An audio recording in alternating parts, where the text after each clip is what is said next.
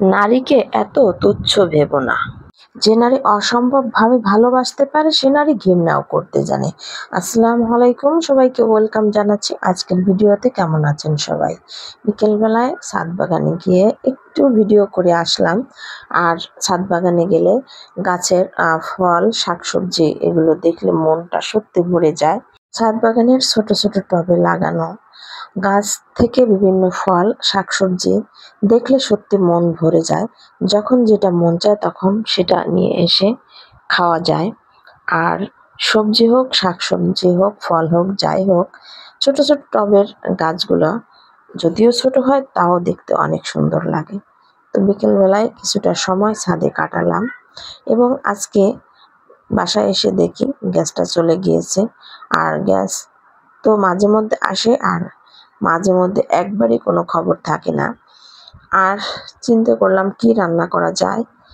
আর rice কুকারে তো আসলে সত্যিকার বিরক্ত লাগে যে কোনো তরকারি রান্না করতে, সময়ও লাগে। আর গ্যাসের চুলায় যতটা দ্রুত করা যায় রাইস কুকারে সেভাবে করা যায় না।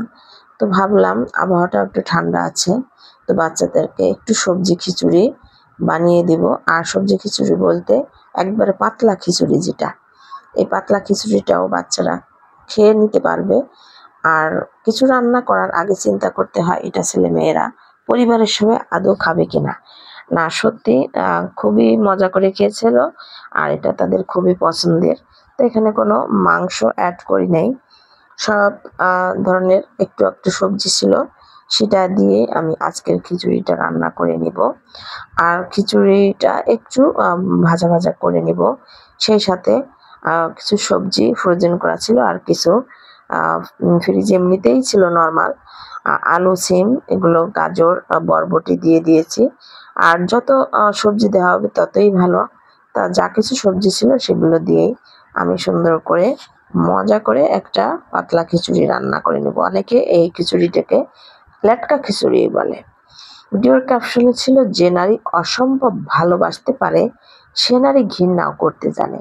যে নারী রাগ করে বারবার হারিয়ে গিয়েও ফিরে আসতে পারে সে নারী প্রচণ্ড অভিমানে চিরতরে হারিয়েও যেতে পারে।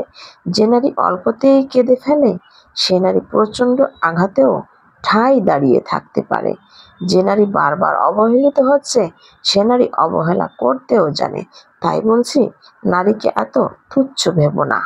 নারী চাইলে সব কিছু করতে পারে। কেমন লাগলো আজকের ভিডিওটি কমেন্ট করতে ভুলবেন না। আর আমি আমার সেই পাতলা খিচুড়িটাও রান্না করে নিয়েছি, খুব অল্প সময় লেগেছে, যেহেতু পোলাও চাল মুসুরির ডাল দিয়েছি, সময় অতটা লাগেনি। সবাই ভালো থাকবেন। আল্লাহ হাফেজ। আসসালামু আলাইকুম।